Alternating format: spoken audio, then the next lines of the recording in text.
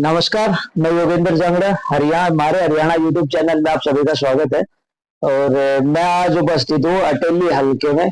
और यहाँ आज मेरे साथ उपस्थित है अजीत सिंह कलवाड़ी जी। ये बीजेपी पार्टी के सबसे पुराने कार्यकर्ता है अटेली हलके में। बहुत बहुत धन्यवाद। और मैं योगेंद्र जी आपके चैनल को और आपके सभी दर्शकों को मैं अपनी तरफ से प्रणाम करता हूं। और आप जिस प्रकार से घूम घूम करके जो अंदर की न्यूज निकाल करके लाते हो, उसके लिए आपकी मेहनत के लिए भी आपको बहुत बहुत धन्यवाद। जब मैं शुरुआत करता हूँ कि अभी विधानसभा इलेक्शन होने हरियाणा में, और आप बीजेपी या फिर संघ, हर बार आपको ना कोई नया दायित्व दे देते हैं, लेकिन इसके अलावा आपने कभी भी हलके के ऊपर इलेक्शन लड़ने के लिए कभी अपना इरादा नहीं जताया। ऐसा क्यों? ऐसा है योगेंद्र जी, हम संगठन के में रहने वाले कार्यकर्ता हैं। आपने जहाँ संघ की बात की, तो संघ के तो हम बहुत पुराने स्वयंसेवक हैं। तो संघ में हमारा पूरा शिक्षण है, पूरा संघ के संस्कार हमने शाखाओं में लिए। वो तो एक हमारा शुरू से एक विचार के साथ हम जुड़े हुए। दूसरी बात, बीजेपी की जहाँ बात आती है, तो बीजेपी में मैंने संगठन में ही काम किया है। और संगठन ने जैसे जैसे मुझे दायित्व दिए, उन दायित्वों पे काम किया। कभी भी ऐसा भाव मेरे अंदर नहीं रहा कि मैं संगठन से कुछ मांगू या संगठन मुझे कोई पद दे। लेकिन फिर भी संगठन ने समय समय पर जैसे जैसे मेरा उपयोग संगठन में हुआ, वैसे वैसे संगठन ने किया। संगठन ने जो जो दायित्व दिए, उन पर मैंने संगठन काम किया। ना तो मैं कभी भी इस प्रकार की बात, जैसे आपने कहा कि आपने कभी कुछ मांगा नहीं, ऐसा कुछ नहीं है। मांगने से कुछ नहीं। जैसे संगठन के लोग विचार करते हैं कि भाई इस कार्यकर्ता का यहाँ उपयोग है, वहाँ उस दायित्व पर वो दायित्व कार्यकर्ता को देते हैं, और उस हिसाब से कार्यकर्ता अपना काम करता है। आपको नहीं लगता कि हक मांगने से ही मिलता है? नहीं, ऐसा तो नहीं है कि हक मांगने से मिलता है। हक तो कभी कभी जिस जिस काम करते करते और लगता है कि इस कार्यकर्ता का यहाँ उपयोग है, वहाँ काम संगठन देता है। हम संगठन को सबसे सर्वोपरि संगठन को मानते हैं। और संगठन में मैं नहीं, एक अनेक कार्यकर्ता, हम जैसे कार्यकर्ता काम कर रहे हैं। और जिस जिस कार्यकर्ता की जहाँ जहाँ उपयोगिता होती है, वहाँ वहाँ संगठन उसको काम देता है। और वो कार्यकर्ता अपने तन्मयता से, मन से वो काम को पूरा करने का प्रयास करता है। यही मेरे साथ रहा। मेरे को भी संगठन ने 2 बार जिला अध्यक्ष बनाया महेंद्रगढ़ जिले का। वैसे शुरुआत तो मेरी मंडल से हुई थी। मंडल में मैं मंडल के महामंत्री से शुरुआत हुई थी, मंडल का महामंत्री रहा। फिर मंडल में 2 बार मैं मंडल का अध्यक्ष रहा। मंडल के अध्यक्ष के बाद में मुझे जिला का अध्यक्ष बनाया। जिला के अध्यक्ष के बाद में फिर प्रदेश में कार्यकारिणी में भी रहा। प्रदेश में किसान मोर्चे का उपाध्यक्ष का भी दायित्व संगठन ने मुझे दिया। उसके बाद में दोबारा से फिर मुझे जिला अध्यक्ष महेंद्रगढ़ का दायित्व दिया। अनेक दायित्व संगठन देता रहा। और संगठन को लगा कि कार्यकर्ता काम करता है, तो उस प्रकार से दायित्व देता रहा। आगे चल करके भी अब यहाँ से भी नहीं, मुझे रेवाड़ी जिले का प्रभारी भी बनाया। लगभग 9 साल तक मैं रेवाड़ी जिले का प्रभारी भी रहा। चुनाव की दृष्टि से भी संगठन ने मुझे काम दिया। चौधरी धर्मवीर जी 2014 में जब आए, तो उस समय लोकसभा का संयोजक के नाते मुझे काम था दिया, और मैंने वो काम को किया। उसके बाद में हर चुनाव में, लोकसभा के चुनाव में, लोकसभा के किसी कोई न कोई दायित्व मेरे पास रहा है, और चुनाव में हमने काम किया है। और आज नहीं, कभी से ही हम काम करते हैं, संगठन के हिसाब से काम है। ठीक है, आपने संगठन में तो बहुत सालों से काम किया है, लेकिन कभी आपने इच्छा जाहिर नहीं की कि संगठन की जगह सरकार में भी आपका हिस्सा हो? देखो, मैंने पहले भी आपको बताया है, और अब भी मैं यही कह रहा हूँ कि सरकार में काम करने के लिए जब संगठन समझेगा कि इनका सरकार में काम करने के लिए कोई उपयोगिता है, तो सरकार में काम दे देगा। अब लगा कि भाई इनका संगठन में काम करने का की उपयोगिता है, तुम संगठन में काम कर रहे हैं। कब लगेगा? क्योंकि आप सबसे पुराने कार्यकर्ता हैं बीजेपी के, और आपके बाद में जो बीजेपी में आए हैं, संघ में आए हैं, या बीजेपी पार्टी जिन्होंने ज्वाइन करी है, उनको सरकार में भागीदारी मिल गई। तो आपको कब सरकार को या संगठन को आप कब ये दिलाए, कब लगेगा सरकार और संगठन को कि आपको भी ऐसी सरकार के अंदर जिम्मेवारी दी जाए और किसी विधानसभा क्षेत्र से आपको कार्यभार संभालेगा? ऐसा योगेंद्र जी, ये तो संगठन के लोगों को विचार करना है। मैंने पहले भी आपको बताया, मैं फिर आपको यही बात बता रहा हूँ कि जिस कार्यकर्ता की जहाँ उपयोगिता है, हम जैसे कार्यकर्ता कभी भी संगठन में ऐसी बातें नहीं करते कि भाई हमें ये दे दो, हमें वो दे दो, हमें ये सरकार में बना दो। मैंने पहले भी आपसे कहा, अब फिर मैं यही कह रहा हूँ कि वैसे भी लोग, हमारे अधिकारी जो काम देखते हैं, राजनीति क्षेत्र का काम देखते हैं, उनको लगेगा कि हमारे जैसे कार्यकर्ता को कहीं सरकार में एडजस्ट करके वहां इनसे काम लेना है, या अभी संगठन में, मैंने पहले बताया कि संगठन में काम लेना है, ये तो उनके ऊपर है। हम इस प्रकार का कभी नहीं सोचते कि हमें ये दायित्व दे दो, ये ठीक नहीं है, वो काम दे दो, वो ठीक नहीं है, ये ठीक तो वो अच्छा है, सरकार में हमें कुछ दायित्व दे दो।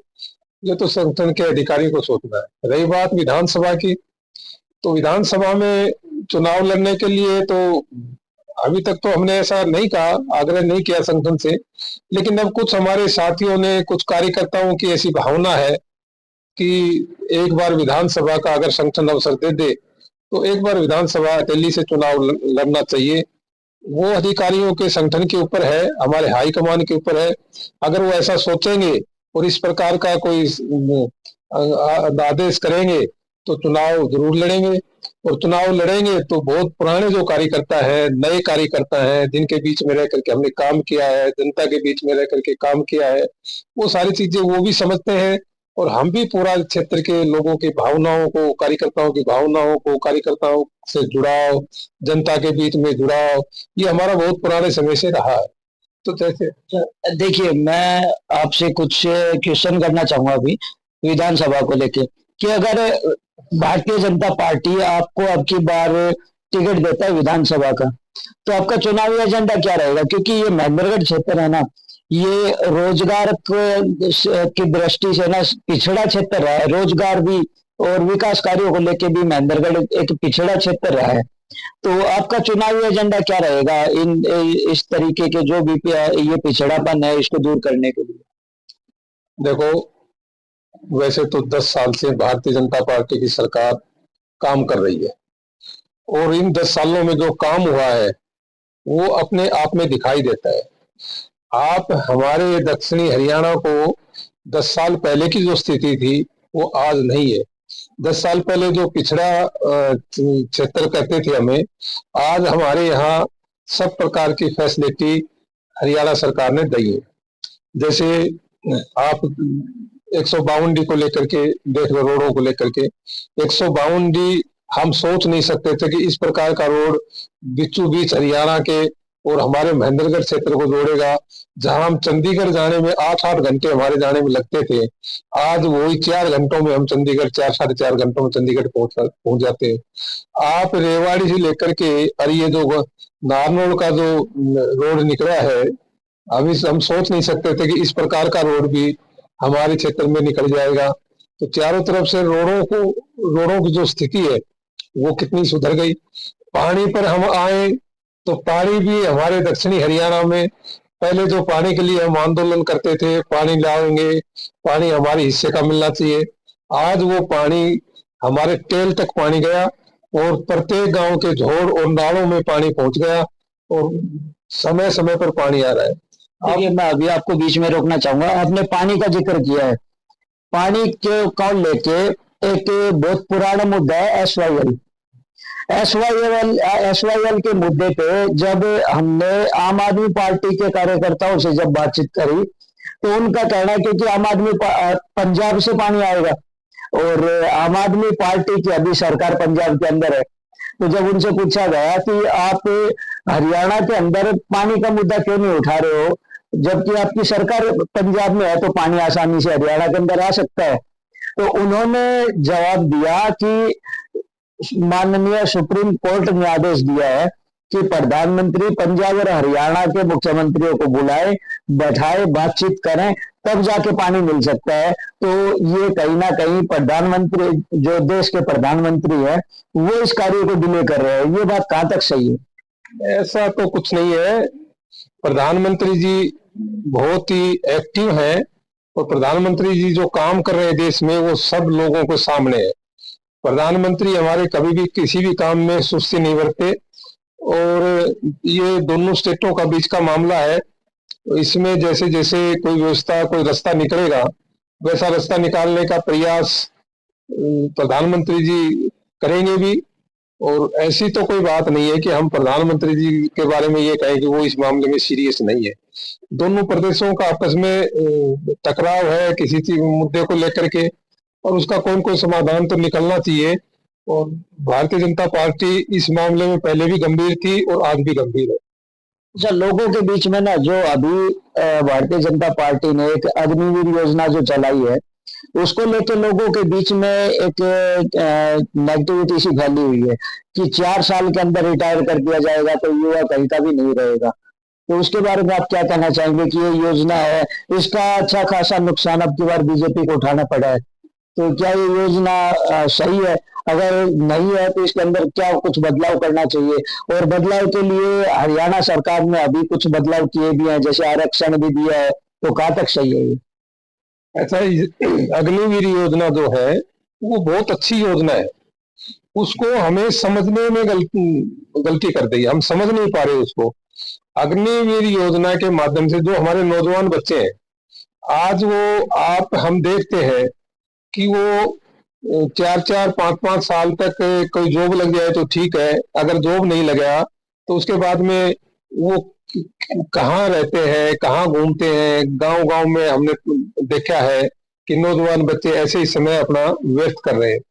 तो अगर इस योजना के तहत वो 4 साल के लिए चले जाएंगे तो उसके बाद में उनकी ट्रेनिंग होगी, एक उनके जीवन में अनुशासन आएगा, एक देश में सेवा करने का भाव आएगा। और उसके बाद में 4 साल बाद में भी जो परसेंटेज मिलिट्री में पौध में लेते थे, उतनी परसेंटेज तो उनमें से लेंगे भी। और उसके बाद में वो कुछ पैसा लेकर के अपने घर भी आएंगे, तो उससे कोई भी काम, कोई भी रोजगार, कोई भी बिजनेस, कोई भी व्यापार कर सकते हैं। एक उनके पास पैसा होगा, दूसरा उनके पास अनुशासन होगा, क्योंकि वहां सारा अनुशासन सीख करके वो बच्चे आएंगे। तीसरा ये है कि हमारे हरियाणा सरकार ने भी ये घोषणा कर दी कि उनको रिजर्वेशन भी दे दिया, कोटा भी दे दिया उनको, और हर क्षेत्र में उनको प्राथमिकता देंगे, और प्राथमिकता के आधार पर उनको यार नौकरियां देंगे। तो ऐसा तो इस योजना तो बहुत अच्छी है, लेकिन इसको हमें समझने में कहीं न कहीं चूक हुई है, इस कारण से ये सारी चीजें आ रही है। देखिए, हरियाणा रोजगार के अंदर अभी भी बहुत पिछड़ा हुआ है। बहुत से सर्वे होते हैं जिनके अंदर हरियाणा रोजगार में पिछड़ा हुआ है। तो हर जगह सरकारी नौकरियां तो मिल नहीं सकती। और प्राइवेट के लिए आपको क्या कहना है? प्राइवेट नौकरियां हैं, अगर यहाँ महेंद्रगढ़ क्षेत्र के कोई भी किसी भी कैंडिडेट को अगर प्राइवेट नौकरी चाहिए तो यहाँ से 100 किलोमीटर दूर जाके करनी पड़ती है। तो वहां पे अगर यहाँ जो पूर्व मुख्यमंत्री थे मनोहर लाल खट्टर जी, उन्होंने आईएमटी का उद्घाटन भी किया था, शिलान्यास भी किया था, पर वो अभी सिरे नहीं चढ़ पाया है। कहाँ कमी रह गई है इसमें? देखो, उस मामले में तो ठीक से इतनी ज्यादा मुझे जानकारी नहीं है कि दिक्कत क्या आ रही है, लेकिन सरकार जरूर गंभीर है। कोई टेक्निकल दिक्कत है या क्या है, वो जैसे जैसे दूर होगी तो काम सिरे चढ़ जाएगा। सरकार की मंशा ठीक है, लेकिन वो अभी डिले होने का कारण क्या हो रहा है वो मेरी थोड़ी जानकारी में भी नहीं है, लेकिन ये होना चाहिए। ये हमारे इलाके के लिए बहुत जरूरी है, और जितना जल्दी हो जाए उतना अच्छा है, उसमें इलाके को फायदा मिलेगा। जब मेरा आपसे एक आखिरी सवाल, 10 साल से बीजेपी अभी कंटिन्यू अटेली हल्के के अंदर और हरियाणा के अंदर सरकार बनाई हुई है। अब की बार अगर आपको अटेली हल्के का दायित्व दिया जाता है तो 10 साल में जो काम हुआ है उसके अलावा आपका क्या एजेंडा रहेगा, कि क्या कुछ नया करने के बारे में आप सोचेंगे? देखिए, काम तो विकास के लिए तो कितने भी काम कर दो, बहुत काम हुए, मैंने बताया बहुत काम हुए। एजुकेशन में खूब काम हुआ है, आपके रोड पर काम, रोडों के मामले में खूब काम हुआ है। SY पानी का मैंने जिक्र किया, हमारे यहाँ नहरी पानी भी आया है, मेडिकल भी के भी अच्छी फैसिलिटी हुई है। या हमारे एम्स का भी शिलान्यास, इतनी बड़ी एम्स का शिलान्यास हमारे नजदीक मनेठी मादरा में हुआ है। आप मेडिकल भी हमारे यहाँ नारनौल में मेडिकल कॉलेज भी बन रहा है। तो काम तो बहुत हुए, लेकिन फिर भी कामों की कोई कमी नहीं है। काम तो बहुत ज्यादा करने की आवश्यकता है, क्योंकि आप जितना काम करोगे उतना विकास को जितना ज्यादा आगे ले जाओगे। अभी तो बहुत ज्यादा विकास करने की जरूरत है। अभी बहुत से काम ऐसे हैं जो होने हैं। तो दिन प्रतिदिन भारतीय जनता पार्टी की सरकारों ने किया है काम, लेकिन जो काम आवश्यक है, जो होने हैं, वो प्रायोरिटी